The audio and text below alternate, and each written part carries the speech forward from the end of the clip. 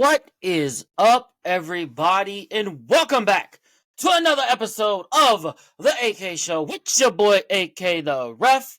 How is everybody doing on this Saturday? I hope everybody had a fabulous week so far. Thank you for tuning in. We here on a Saturday. You've officially made it through your work week. Give yourself. This is for you. For all the people. Yes! That is for all of you people out there that have made it through another work week. We here on a weekend, on a Saturday, baby. Let's fucking go.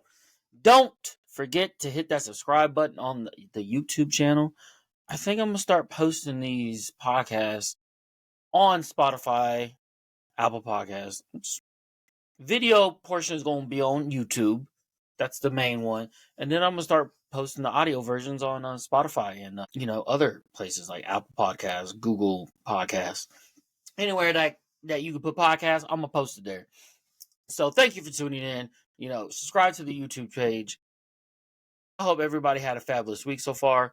Bro, it was a long-ass fucking week.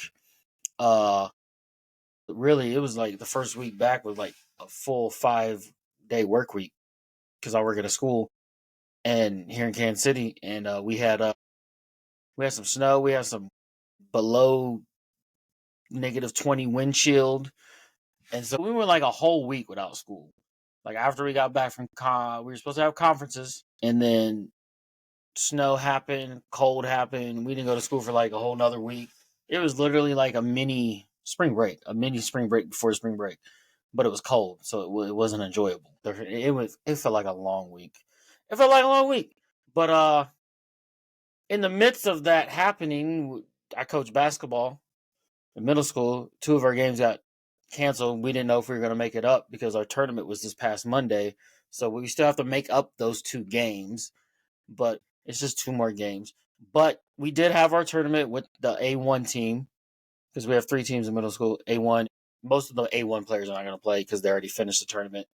And we won the tournament. So shout out to the Indian Hills middle school boys basketball team for winning the championship. 2 games in one night, and those were 2 tough teams to play. And our boys pulled through. They played tough. They earned that shit. So shout out to the Indian Hills boys basketball team, the A1 team, for getting those 2 dubs and being district champs. Let's fucking go. So yeah, when we make up the 2 games this upcoming Monday and Wednesday, it's mostly going to be A2 and A3 players filling out the A1 roster, the A2 roster, the A3 roster. And we were so deep, we got enough to even, I think there's probably 8 of the A1 players that aren't playing. And we have plenty of other players that can fill out the 3 rosters. That's how deep we were. So if we go out here, win 3 games on Monday, win 3 games on Wednesday, the A2 and A3 team will be undefeated because the A1 game is consisting mostly of A2 players. So it's a mixture. So I'm still counting that as an A2 team game. So let's go out here. Let's finish the season strong. And then I'll be done with coaching until August. Bro, it's been a whirlwind. I've been coaching. I started middle school football. I started back in like late August, mid to late August. And then right after that, I got roped into doing girls basketball, which I don't mind. That was a great season because we district champs in that one too. And then went straight into boys basketball. So I've been busy. Really, I'm excited. I am ready for the season to be over and just chill. And then it's softball season for my daughter, my oldest daughter. She has tryouts on Monday, so we'll see how that goes. So yeah, we ready to get to go to her games and things like that. We here on a Saturday, so hope you're enjoying your Saturday so far. We got elimination chambers tonight. I'm definitely gonna watch that. I want to see where it goes. I want to see what happens. I mean, really, this is like another lead up to WrestleMania. I'm not sure. I'm really not sure if there's another premium live event before another one before WrestleMania. I think usually is. I don't know when because WrestleMania is later. There might. I'd have to look. I'm gonna look. I'm gonna keep talking. I'm gonna look to see if there's another premium live event. But I'm really excited to see what Cody Rhodes' answer is to The Rock's question He's like, I want you to be my champion, and I want your soul. Like I'm here for this storyline. I want to see where this goes. And I want to see where this goes. So I'm gonna watch Elimination Chamber tonight. Where do we got? No, Eliminate Roadblock. No, that's NXT. No, so this is the last major PLE premium live event before WrestleMania. So we'll get a lot of questions answered about, and then after this, you'll start getting more matches that'll be like, here's who's going to do it. Here's going to be the next WrestleMania match. Here's going to be this. I mean, you already got a few answered, but then it's going to be more as we get closer to WrestleMania. So the main ones are set, but then you got to trickle in and figure out, okay, who's going here, who's doing this, who's doing that. But I'm gonna watch Elimination Chamber tonight. Enjoy my Saturday, chill. I go over some real estate stuff because we are officially licensed real estate agents. Me and my wife, yes, we officially got our license this past week. So we're officially licensed. We joined a broker, Better Homes and Garden of Kansas City. So we're excited.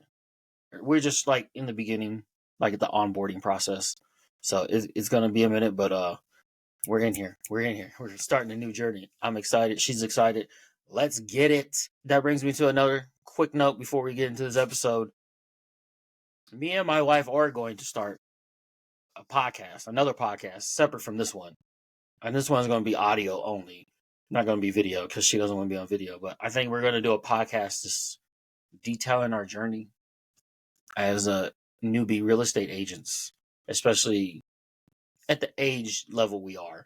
Because I'm gonna be 40 in September. She's a couple years older than me, so like we're starting this new career in old age. So we're gonna kind of detail that through a podcast. So I don't have, that's all I have. I don't have much other details.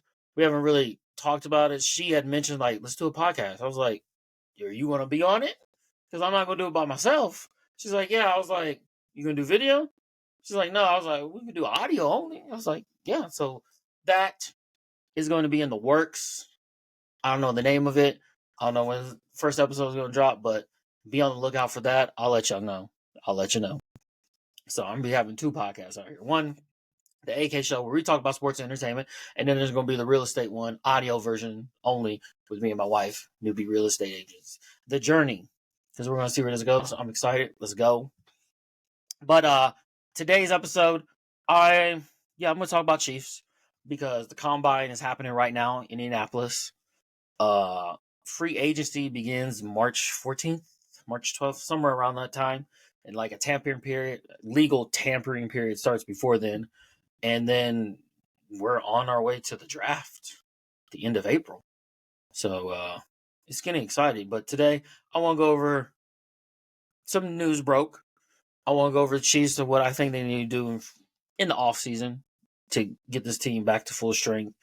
And I do want to discuss the whole stadium thing that's happening in Kansas City with the Chiefs and the Royals, and my thoughts and what they should do and how I feel about it.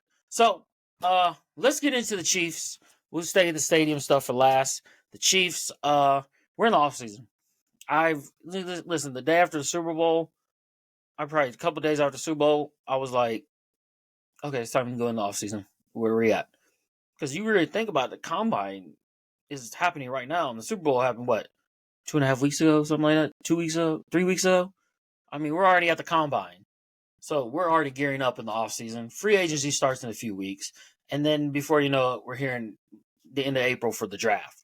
So I've been in mindset, I'm over the Super Bowl loss. Fuck it, let's go. Let's move on. But some news has happened since the Super Bowl. Trey Smith, they franchised Trey Smith, their right guard.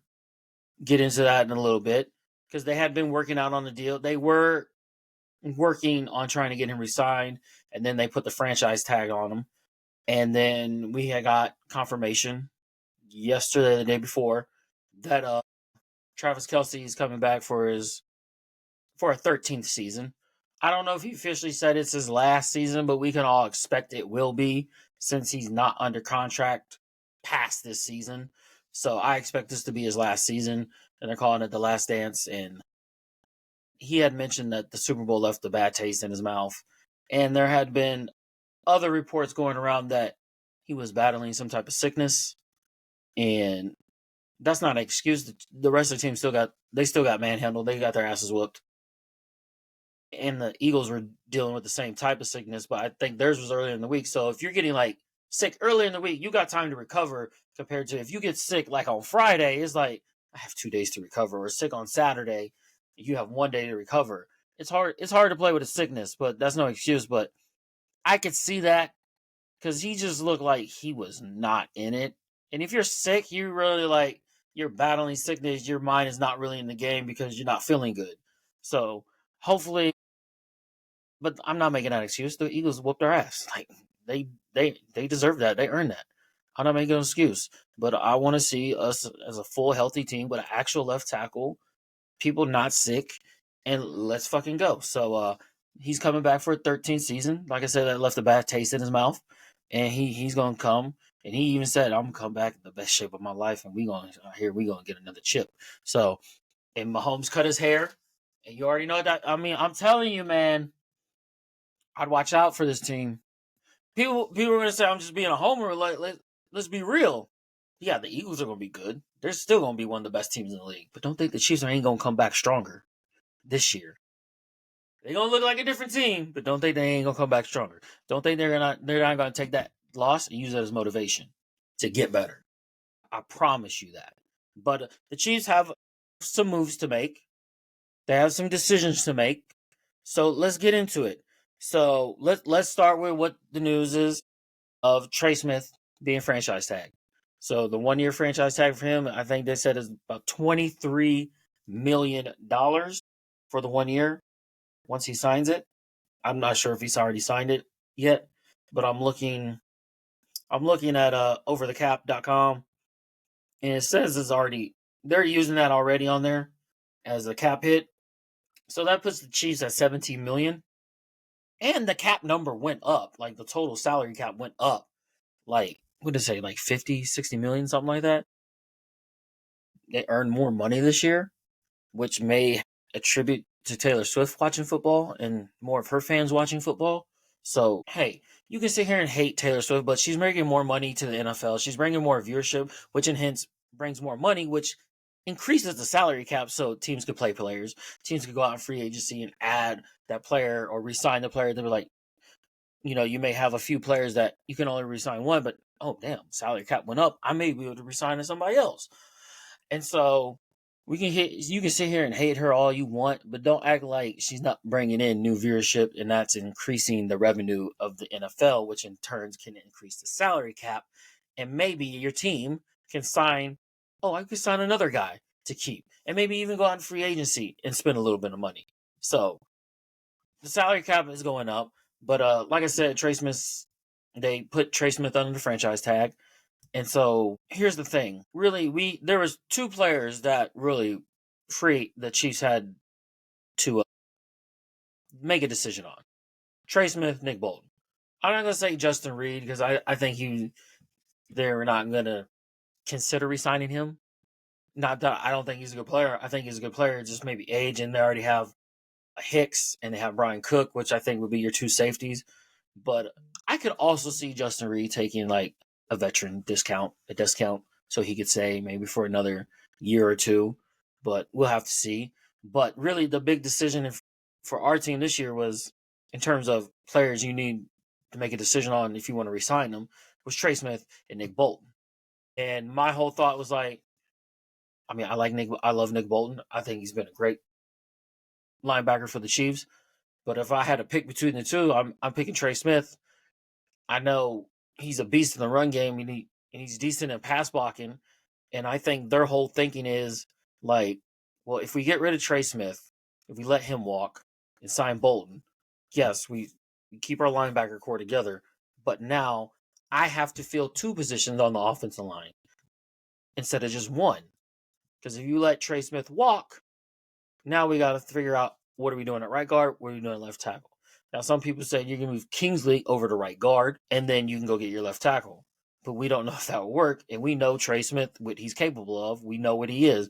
And you can keep those three interior offensive linemen together with Tooney, Creed, and Trey Smith. You keep that core together now, and you still got Jawan Taylor, who's still under contract for one more year. And I know people are frustrated with his play, but hopefully he can, work in the offseason to eliminate those penalties and get better. Because then, okay, you have all this. You need left tackle. So I see, in my eyes, I would have done the same thing. I'd be like, I want to keep Trey Smith. We can let Bolton walk. We still have Drew Tranquil. We still have Leo Chenal. So then you just basically have to find. So with them signing Trey Smith under a franchise tag, and they're going to work towards a long-term deal, really where that puts you in terms of beefing up this roster and getting players in positions you need. So you have Trey Smith. Let's say Bolton, you're not going to be able to resign him. So where does that leave them? Offensively needs left tackle, another wide receiver, and another running back. Right? Defensively, you got to add another pass rusher or depth, another linebacker, and some secondary. So that leaves you with those things. And then you have to list that, okay, what's important to you? Can we go get Hollywood Brown back for another year? You bring Hollywood Brown back, that leaves you with Rice, who's we don't know if he's going to be suspended for 4 games yet, but that leaves you Rice, Worthy, Hollywood Brown, and then maybe you draft a wide receiver to bring in.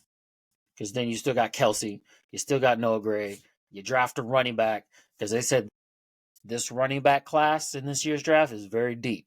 And I think we need to draft a running back high, like second, third, because we have 2 third-round picks this year.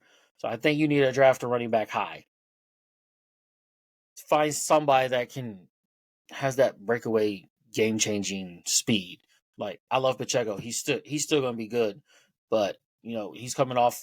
He was hurt, and I think even when he came back, he wasn't the same because I still think he wasn't fully healthy. But he comes in this offseason healthy. You get another one of those game-changing type backs that catch the ball and take it to the house. Saquon Barkley, right? You have those two together. You still have Kelsey. You got Noah Gray. Maybe you bring back like a Watson or Juju Smith-Schuster just to be like that 5th option, and then your offense is pretty set. You get that left tackle. You got the line solidified. You're bringing another wide receiver. You re-sign Brown. You draft a running back. Maybe you bring another veteran or somebody that maybe a Watson, maybe even Demarcus Robinson could be a name you could bring back because he already knows the system. He's been here before. He was out in San Francisco doing pretty well. But that's how you can do the offense. And then defense, you add another pass rush, Charles Omenihu. I think you could add. And then if you have Nick Bolton gone, then you have to look prior to the draft to get another linebacker and put them with Chenal and Drew Tranquil. And then you add some secondary help. Probably at corner, maybe you go sign a cheap veteran safety option to come in with Cook and Hicks, and then you get another corner through the draft. Because, you had Jalen Watson come back off the injury, but he didn't look the same. But hopefully he'll be the same once he gets fully has the offseason to kind of just sit back, relax, fully recover, and then get into the groove of things. So there's some other moves they got to decide on, which I think they've made that biggest decision, which between Bolton and Trey Smith is they chose Trey Smith. So we know that. So we assume Bolton, Reed on the defensive side, it's going to be new teams next year. So that leaves you with left tackle, wide receiver, adding another running back, adding a linebacker, some pass rush help, secondary help, right? So here's the thing. Here's where it gets tricky for Brett Veach in the front office and the staff is if they want that left tackle in the draft, in the first round, you're not going to find that guy that's going to be your left tackle for the next 10 seasons at pick 31. You're not. Because top tier tackles go within the first top 20, top 15, top 10. So if you want that left tackle and there is a guy that you really like and you want him, you're going to have to trade up to get that person.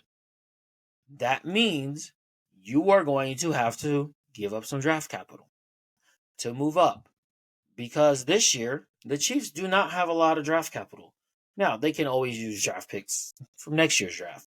But their picks, round 1, a second round, number 63, 2 third rounds, pick 66, pick 95, and then a fourth round at pick 132, and then a seventh round at pick 257. So they're doing 1, 2, 3, 4, 5, 6. They have 6 picks this year. 6. 4 in the top 100.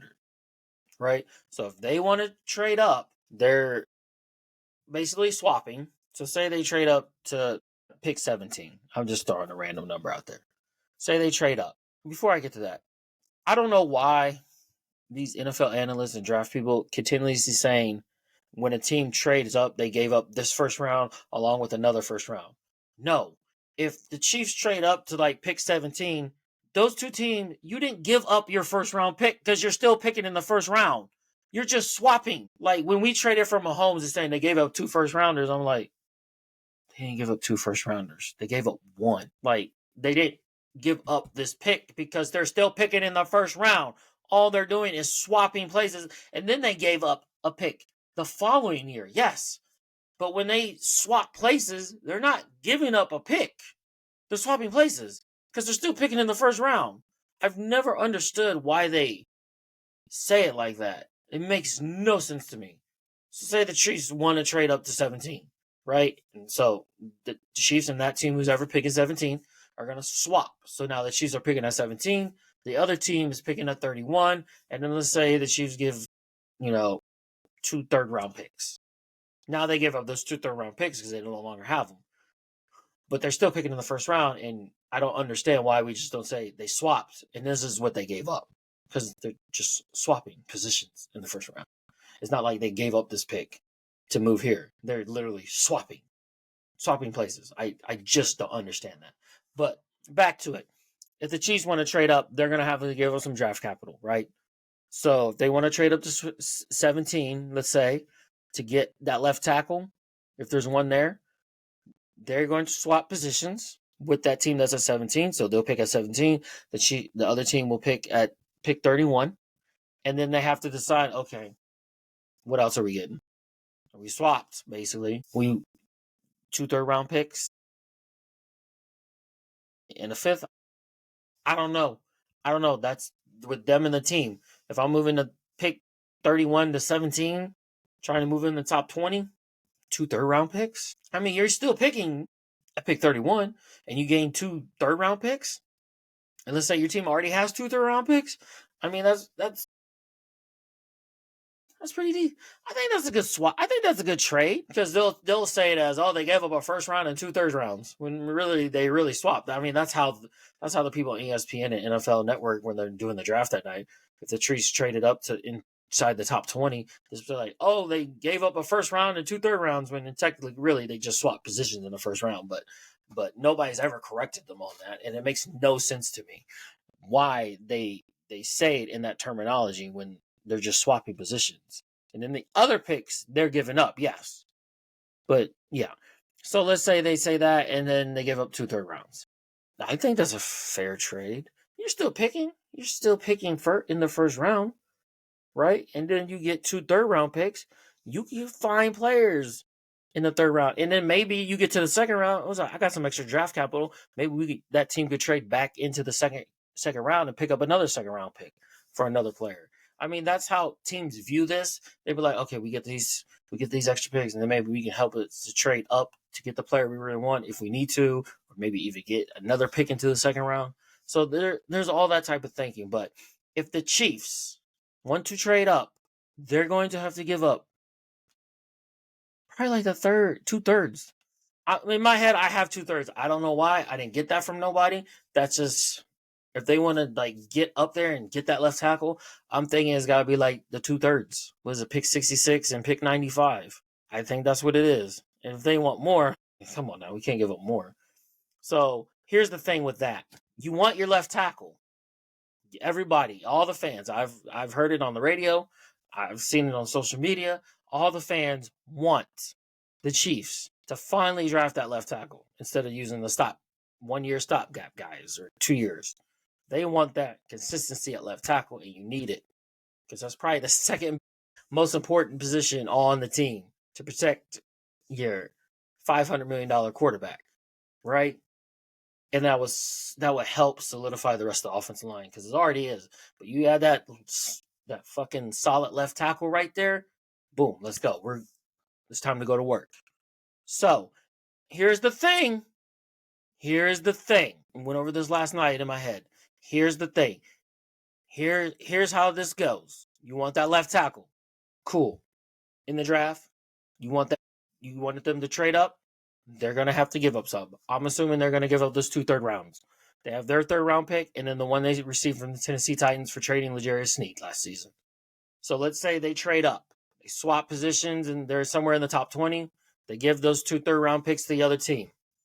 Boom. They draft their left tackle.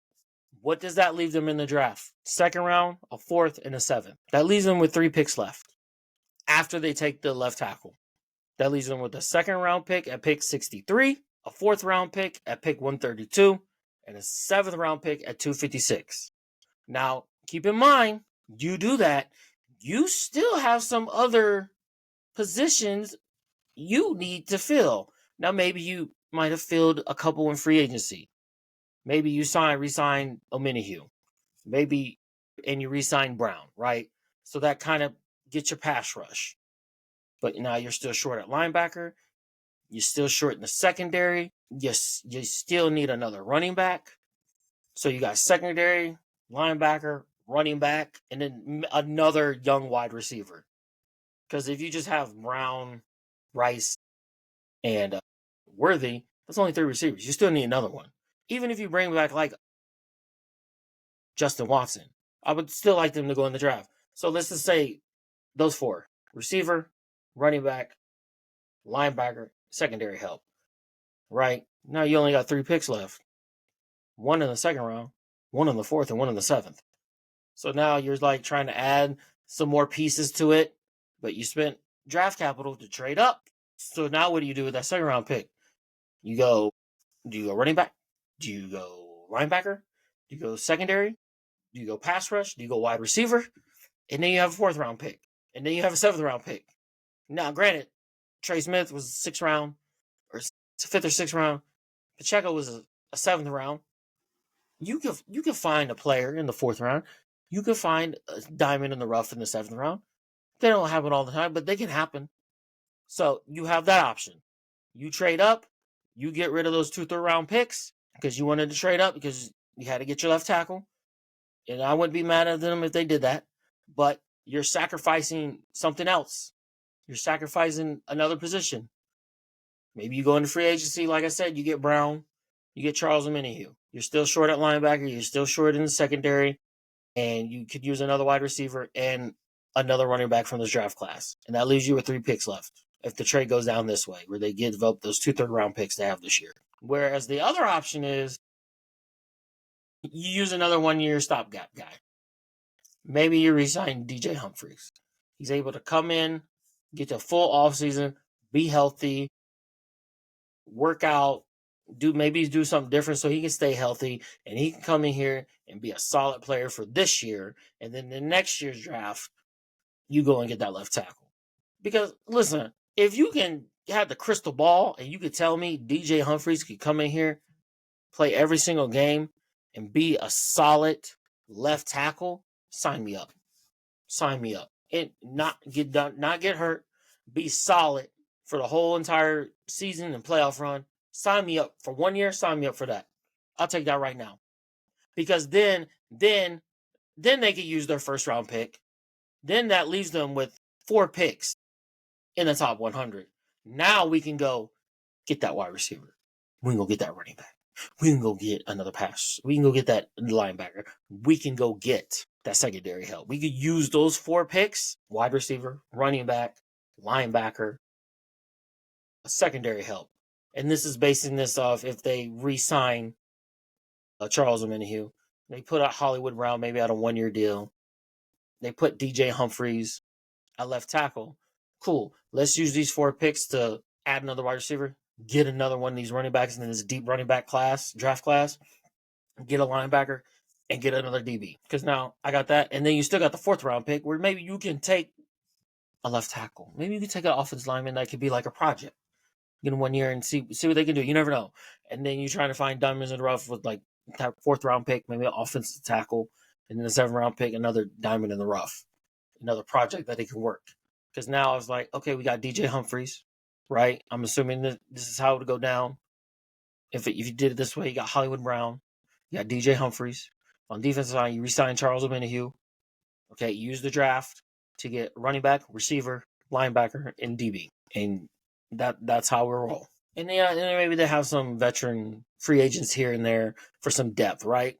But so to me, those are the 2 options in the draft. You trade up, you're losing draft picks, then you're going to have to make decisions on what's most important to you as a team, or you get the 1-year stopgap guy in DJ Humphries, and you use those first 4 draft picks in the top 100, running back, wide receiver, linebacker, DB. I mean, really, that's what it is. I mean, they got decisions to make that away. I'm just saying, because if they come here and they sign DJ Humphries to 1 year, that lets me know, oh, they're not trading up to get that left tackle because they don't feel like that guy. If they listen, I don't want the Chiefs just to do that, just to do it because the fans want it and there's pressure from them. No, you got to understand, we got to trust the process that they're watching film. They have film on all these upcoming draftees, potential draft picks that are coming in this year's draft. They have film on them. They have scouts that go and watch them. They talk to these players. They're at the combine right now, talking, looking at these players, run through drills. They have all the information, right? And sometimes that's not even enough. Sometimes you look at the information and be like, that guy ain't going to be nothing. That guy ain't going to be nothing and then become great, right? It happens. It's hard to hit on every draft pick. Yes, Brett Veach has had some draft picks that didn't hit, but he also has a lot that's hit too. Your 2 offensive linemen you just resigned in Creed and Trey Smith. Did he not draft Rashid Rice? Did he not draft Xavier Worthy? I get that he didn't draft like Kelsey and Jones, but he drafted Bolton. He drafted Leo Chenal. He drafted Brian Cook. He drafted McDuffie. He drafted Watson. Jalen Watson on defense. He drafted Joshua Williams.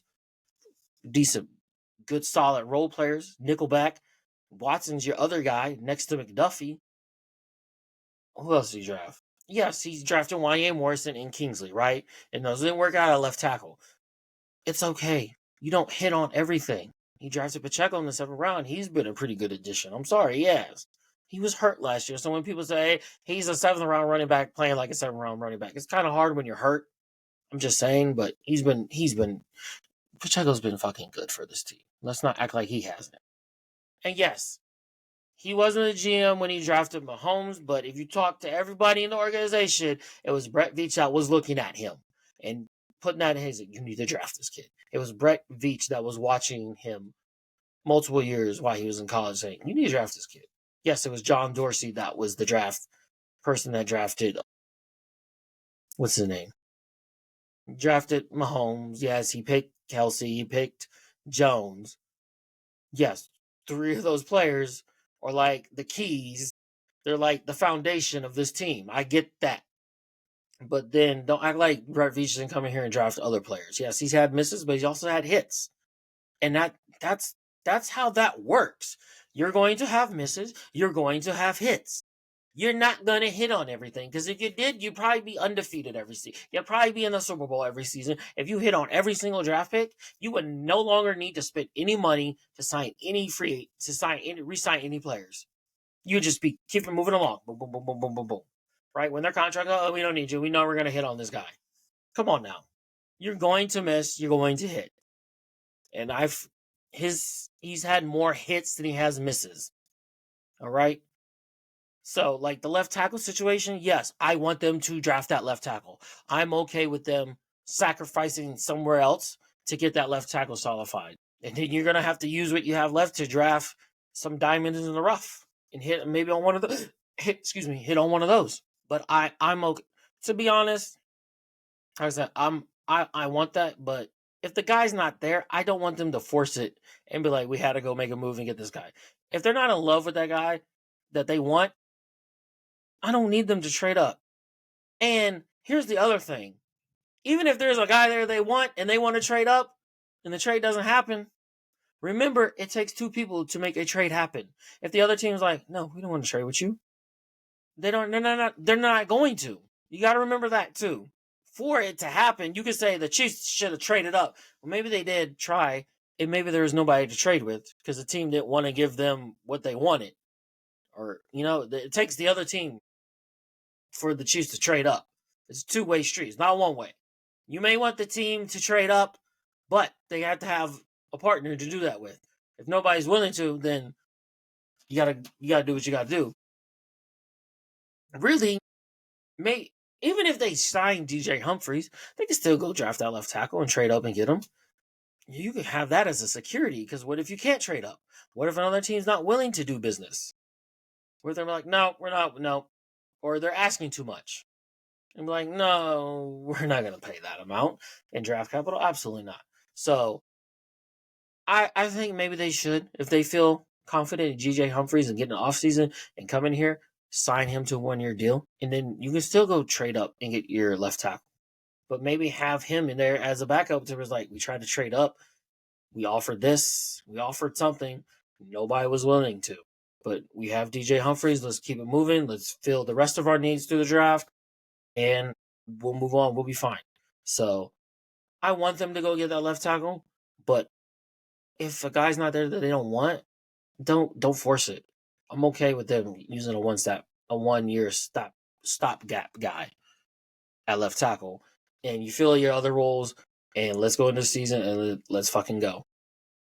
Whoever that stop your gap guy is has got to be fucking solid and be available and ready to go, because we gonna be on a mission this year. Yes, I want them to draft that left tackle, but at the same time, if they use like a DJ Humphries, I'm okay with them using the rest of their draft picks to fill the wide receiver, running back, linebacker, DB, and be like, okay, we got that. Let's fucking go. Let's go.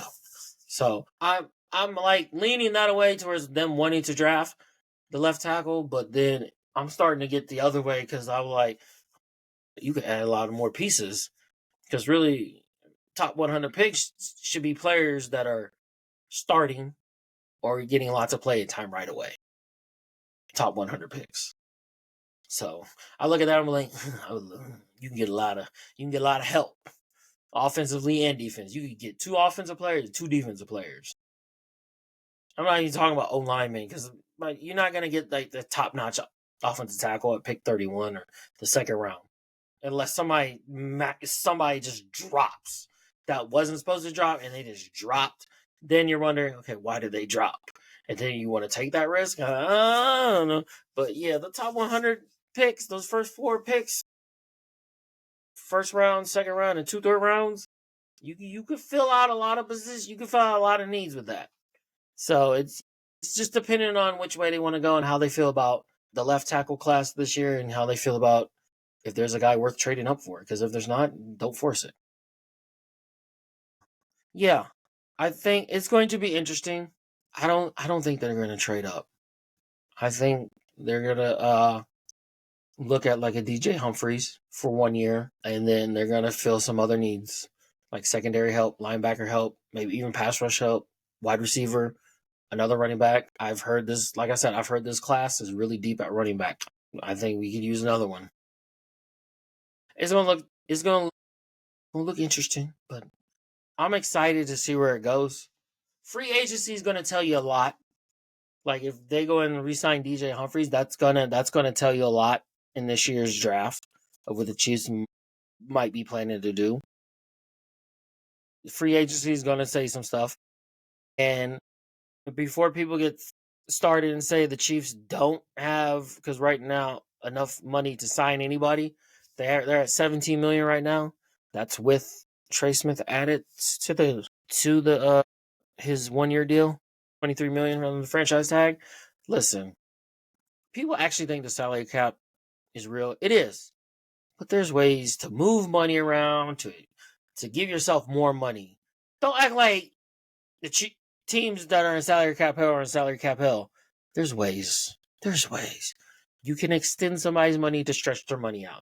You can pay that bonus, upfront bonus, pay it as I forgot what they call it. They do it with Mahomes. They pay him. They can pay him, move his money around. They can pay him an upfront bonus to where it's like we pay money. It counts as one of these bonuses. It doesn't count against the cap. That opens up some more money. There's so much things they can do.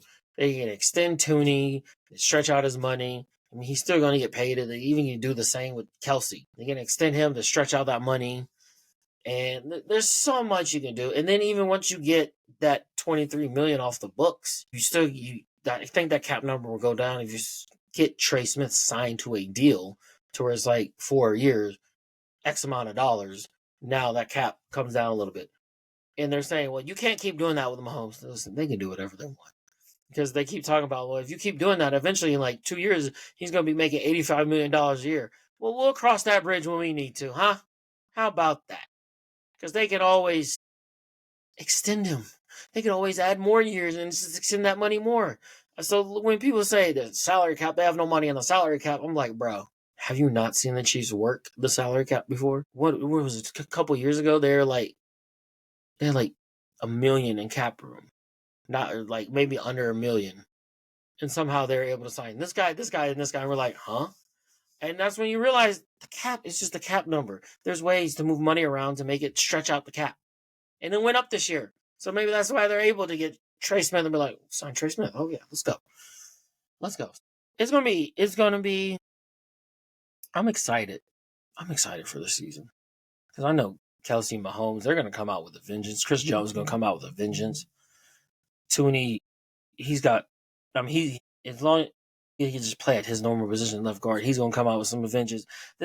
Everybody that stays on this team, that's going to be on this team that was on it last year, they have a bad taste in their mouth, and they're going to come out here and I'm telling you, they're going to come out here and they're going to ball.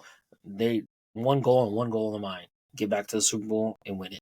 Because if we win it, I was like, listen, I'm going to be so unbearable because I'm keeping receipts. I know they are too. I know secretly. Secretly, these players keep receipts. They just don't talk about it. But if they win, guarantee you they're going to talk so much shit. I'm going to be so unbearable. I really am. There's nothing you can do to knock down my high. I'm so excited for this upcoming season. I'm excited to see what they do in free agency. Excited to see what they do in the draft. And then before you know it, we'll be at training camp in the end of July. Towards the end of July, we'll be in that training camp.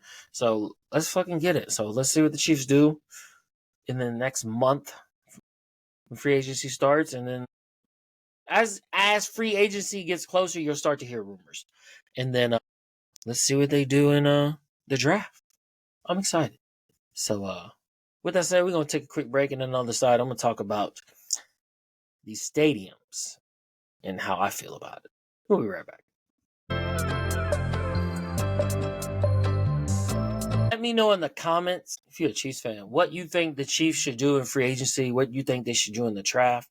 And there's also another option they can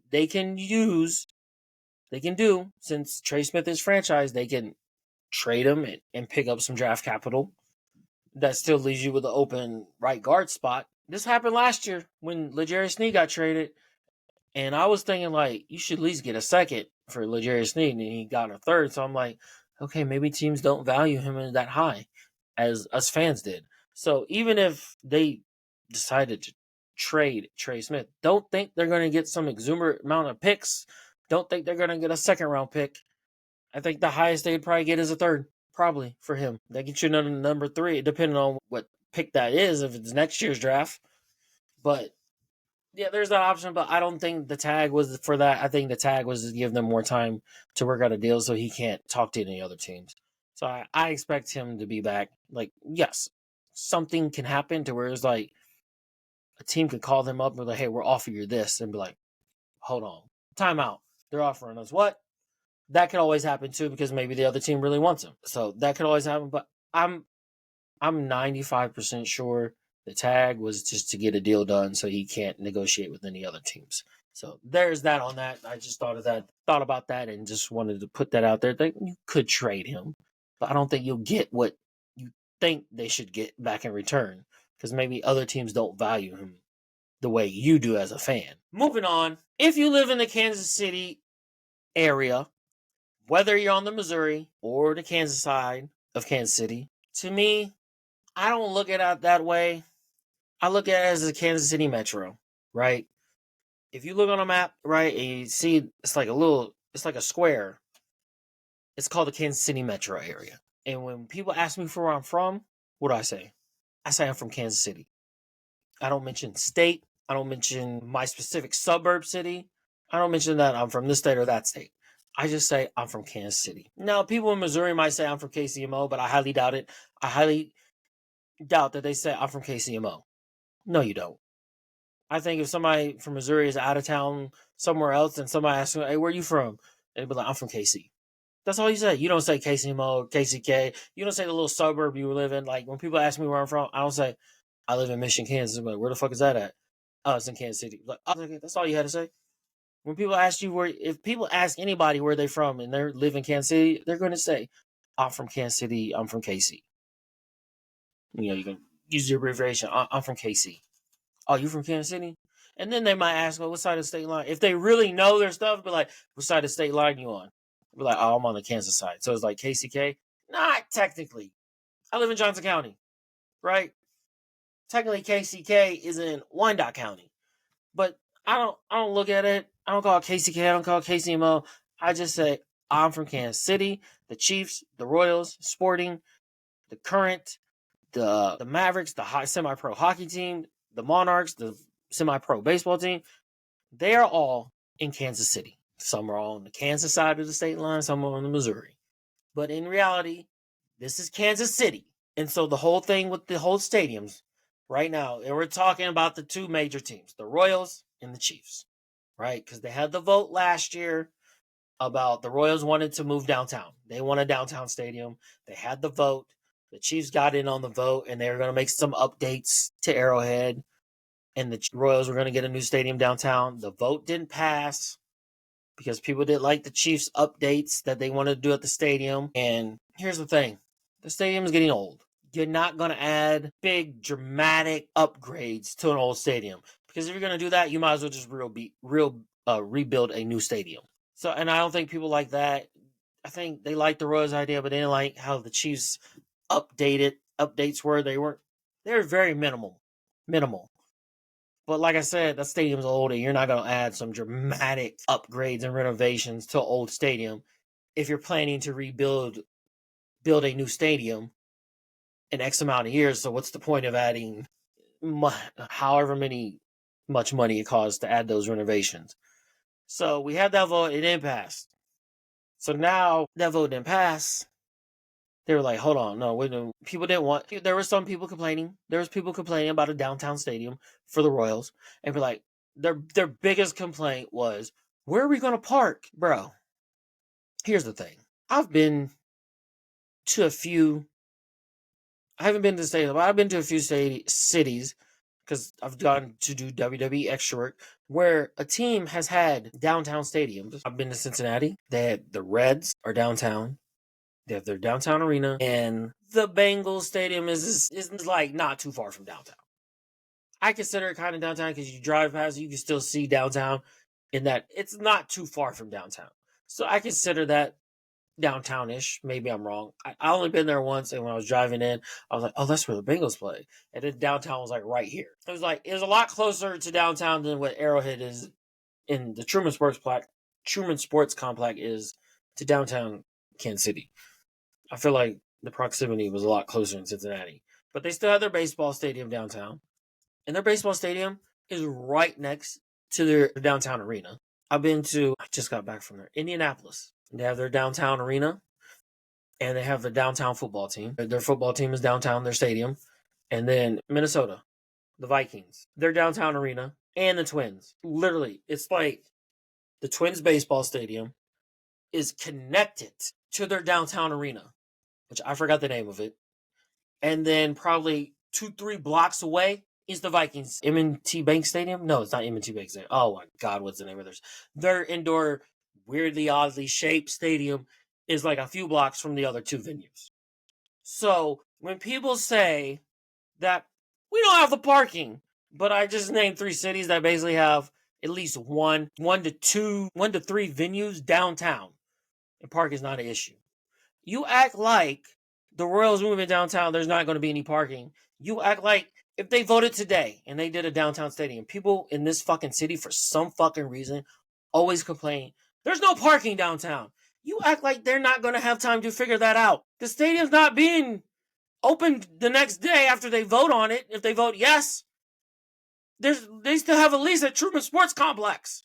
You don't act like they don't have what I think is 2028, 2030, somewhere towards the end of the 2020s into the 2030s is when that stadium would open, because the lease would be up at the Truman Sports Complex.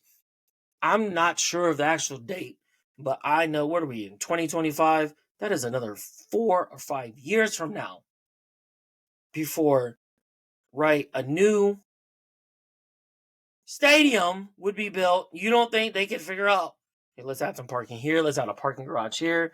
We have the streetcar. It's going all the way to the plaza, to UMKC now.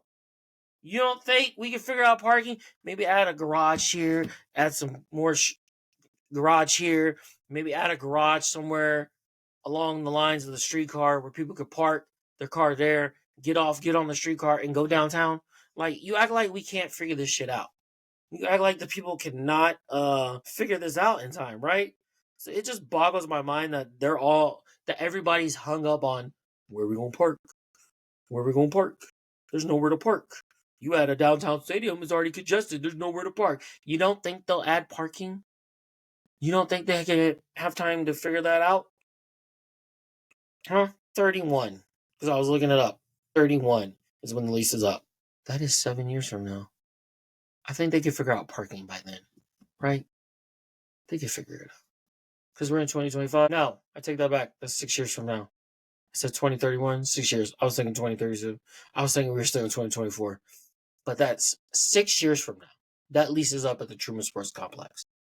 If the Royals move downtown, you don't think they could figure the parking situation out in 6 years? Yes, they would break ground, start building, but don't you think they would figure out, let's figure out some parking. Let's figure this out. I think they have plenty of time to put a plan together to figure out, we're gonna add parking garage here, we're gonna add parking here. You can be able to take the streetcar, you can get Uber, you can get dropped off. There's multiple options.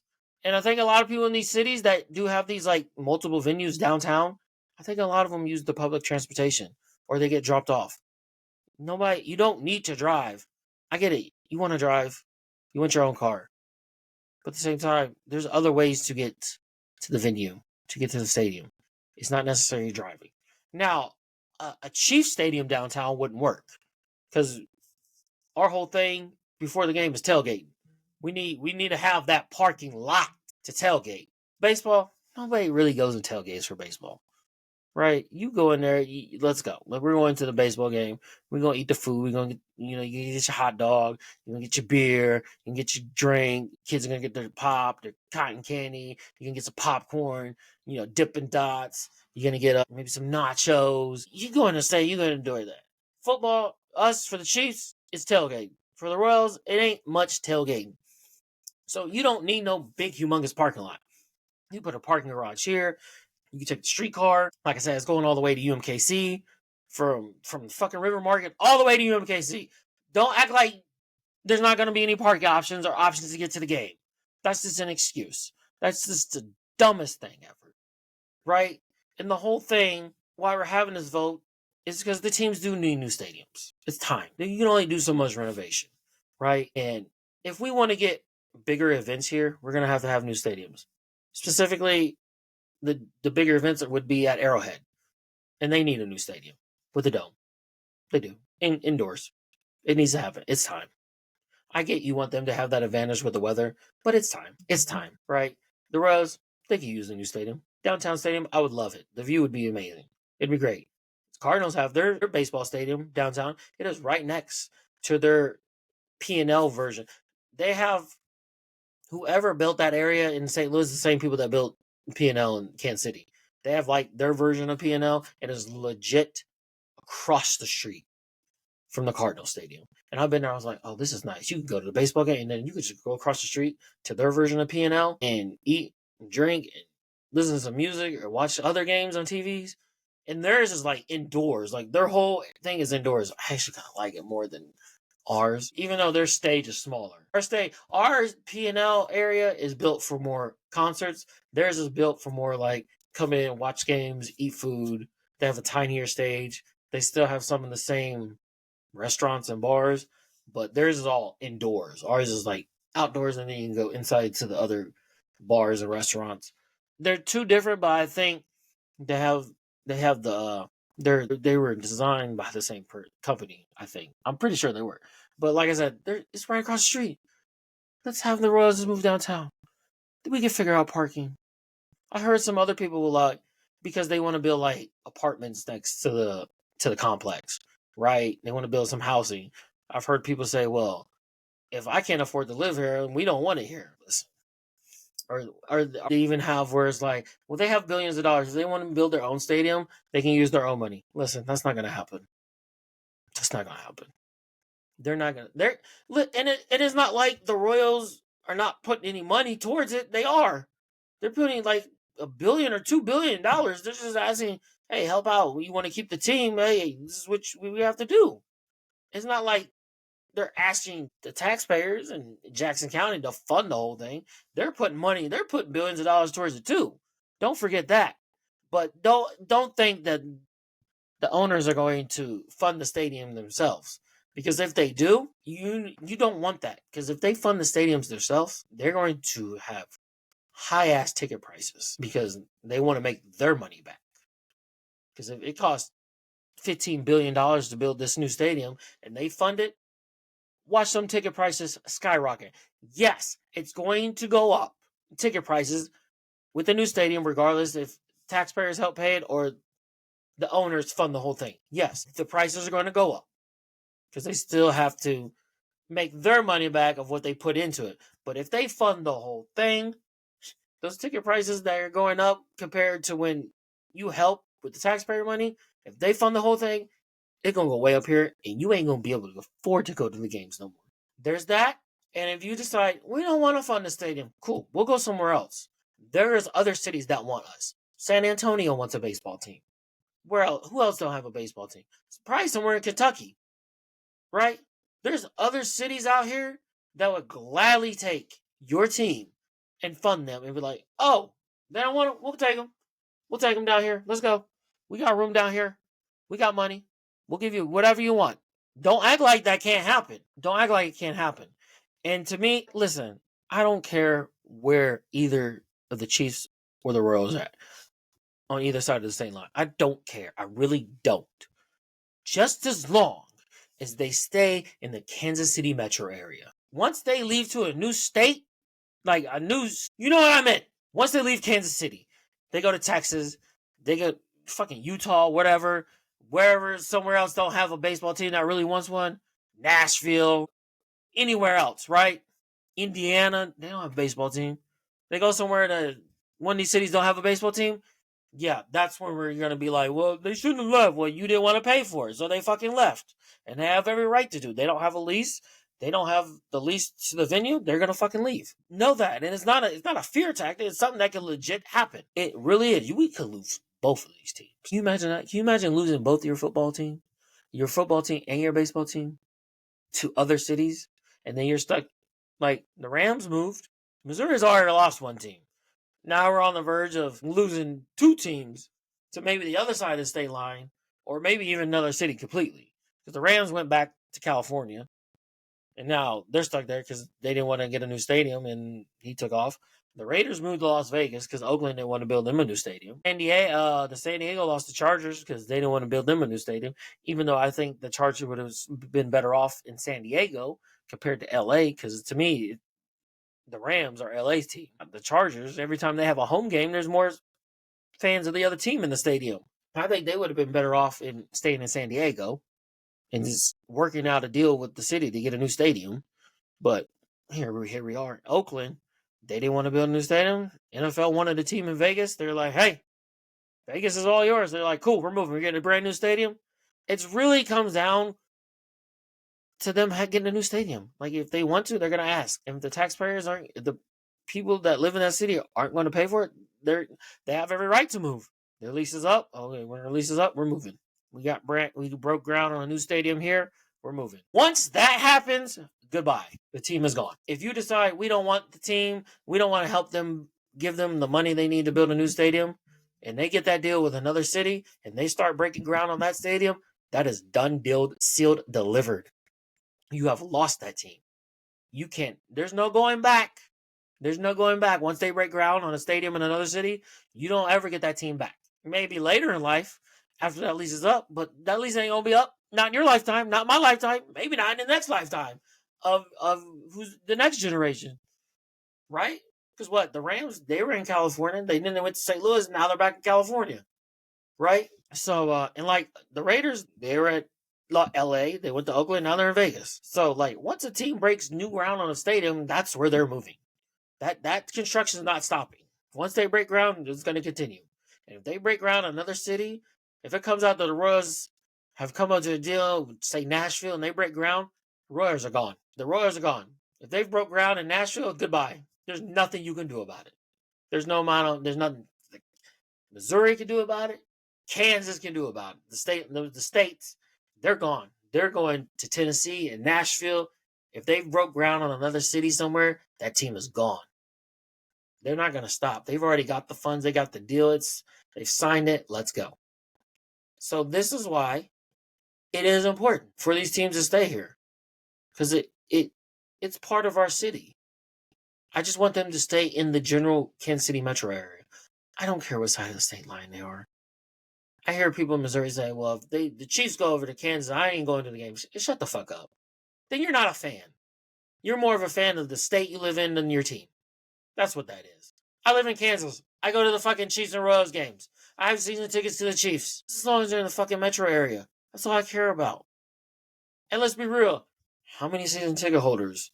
The majority of season ticket holders that go to the Chiefs live on which side of the state line? To Kansas. We're not complaining. We're still going to go. Why? Because that's our team. They're not. Listen, I hate when people say that's Missouri's team. No, this is Kansas City's team. The stadium just happens to be on the Missouri side of the state line. But it's still both of our teams because we live in this general area of metropolitan Kansas City. Yes, Jackson County is the only team that the only residents that get to vote on the stadiums, which I think sucks because you have fans from both sides that go to the games that support the teams. I wouldn't mind seeing a crosstabs. I'd be okay with that. If that's what you want to do, a crosstabs, cool. Let's do it. I'm up for that.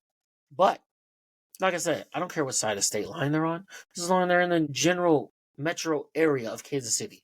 That's all I care. And here's the thing. Here's what I think is going to happen, which I want to happen. I think there should be a team on each side of the state line of these two. The Royals. I think the Royals are going to go downtown. I think the Chiefs are going to the Legends. Even before they started talking about this, I'd always thought, like, if the Chiefs built a new stadium, they should build it out to the Legends. Why? Because it's a developed area. There's more getting developed out there. They're supposed to have, like, the Margaritaville is supposed to be out that way. There's supposed to be another Mattel theme park is going to be out there. And then you add the Chiefs Stadium out there, and you already got developed area. You got stores, you got restaurants, you got entertainment, you got the Speedway. There's a casino out there. There's hotels. They'll build more hotels.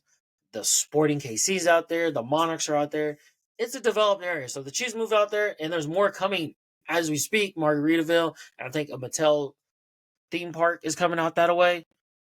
You put the Chiefs out there, there's plenty of land. They can build a brand new stadium, build their parking, to still have tailgating. You get on there, and you have different ways you can come. You go up 435, to the airport. It's perfect. And then you move the Royals downtown. You keep them on the Missouri side in Jackson County. They're downtown with a downtown stadium. You keep downtown popping. You got the Legends area popping. Everybody's happy. Each side of the state line gets a team. We're still the Kansas City. We're still Kansas City. We still root for our teams, no matter what side of the state line they're on, as long as they're in that Kansas City area. But I think that's what's gonna happen. That's what I want to happen. I think I want a new stadium for the Chiefs. I want a new stadium for the Rose, but I want it for the Chiefs because that is how it's going to get you Final Fours, WrestleManias, Super Bowls, maybe other big events, bigger concerts. That's what I want. I want the Chiefs to have an indoor stadium. I came to this conclusion after I was in Indianapolis at Royal Rumble when I was doing extra work, and I was able to view the stadium from different perspectives, from being on the floor to being back in the back area to see like they're like, oh, this is fucking nice, and it's indoors. Like, yes, I had been to Jerry World, AT&T Stadium for WrestleMania. I was like, the stadium's fucking humongous. The stadium's big. It didn't hit me then, right? It didn't hit me then because maybe I didn't get to go in like the backstage area and see like the inner workings of it, like the rooms and like this is where they come, this is where like the locker room is, right? And things like that, or like this is where they do this is where they do this. Like I didn't get that view from Dallas. I just got it from like I'm up here. I'm like this thing is fucking big. It's fucking humongous. I'm like this is fucking nice. I don't give a fuck. AT&T Stadium is fucking nice. Jerry World is what they call it. That's fucking nice. And then it hit me. Maybe it was because after going to that fucking cold ass Miami game last year in the playoffs, and going to cold games, like I'm over the cold. I'm over going to cold games. Yeah, I work them too because I have a part-time job with them on game day, so we have to be out in the cold because our job is outside. I'm over cold games. I'm getting older. The cold on my body, I hate it. It takes me longer to recover from cold games. You're sitting out there in the cold, yeah, you're all bundled up in your outfit, right? You have boots, everything, but then you get home, it's like my body still hurts. I'm cold. When you get older, the cold games are not fun. I still have a good time at the Chiefs game. Like I'm still gonna have fun. We're still gonna have a good time, right? But you're sitting there cold, and that Miami game was fucking not fun. Granted, I was able to go inside to the club level and get warm when I needed to, but I came out and I spent a good majority of the third quarter out there. But still, it was fucking cold. Like, and it wasn't. There wasn't too bad this past season. But when we did have that cold game, I was like, I get home, me and my wife, when she goes, she doesn't even like to go to cold games anymore. She's like, no, I don't want to go. I don't want to go. Oh, it's too cold. I ain't going. She's like, I ain't going. I'm like, okay. Well, my daughter will go because she's 17 or 16, about to be 17. So these cold games don't affect her. But she be getting cold too. I don't know. I'm just sick of cold games. I want a new stadium. If I could vote on it right now, I'd vote on it. New stadium for the Chiefs. I went to Indianapolis. I saw like the back area. I saw it from a different perspective. Then I got to see Dallas Stadium. I'll be like, yeah, we need a new one. We need a new one. It's time. It's time. Like I want it now. I get it. We gotta wait. I would love to have the new stadium now with a roof, one that can open and close with the natural lighting with the glass. I like that type of stadium with the natural lighting that has natural lighting that can come in because I would be so happy to go to a game to where I can go in and I don't have to wear my jacket or my fucking beanie or a fucking face mask to keep my face warm or gloves. I just gotta bring enough just to not freeze while I'm walking into the stadium, and then I can take all that stuff off and leave it in my seat and enjoy the game without being fucking cold. That'd be nice. That really would. And then I could go to work and not have to be fucking cold, right? Because it'd be indoors.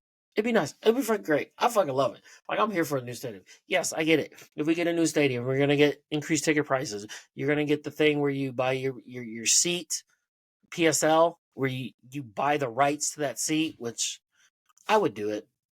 I would do it because listen, my parents had season tickets since '89.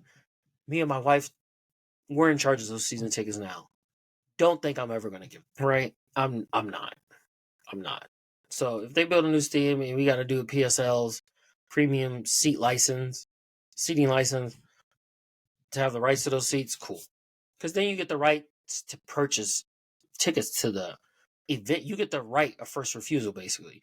So if you have the PSL to these 3 seats at the new stadium, right? Yeah, you still have to pay your yearly for your tickets for the season. But any other events that come, it could be a World Cup, could be Final Four, it could be concerts, it could be Super Bowl, it could be WrestleMania, it could be anything, any event. You get first right to purchase for your seats. So say, let's just say WrestleMania comes to Kansas City, and we have the new stadium, and I got the PSL at my premium seat license at my seat, and I got 3. You best believe I'd purchase those WrestleMania tickets. Best believe that. I would. A concert coming, if it was like one of those big name concerts and something I would go to, yeah, let's go. I wouldn't mind that. Right. I mean, right now, any events that come to Arrowhead, they have a season ticket holder day where you can purchase tickets to the event, not in your specific seats, but you get opportunity to purchase before general public. Because now they have so many fucking pre-sales. They have, well, if you have an American Express card or Amex card, you get a pre-sale. You get this pre-sale, and then you have another pre-sale, and then it's the general public. I'm like, too many pre-sales. How about all those people that have those things?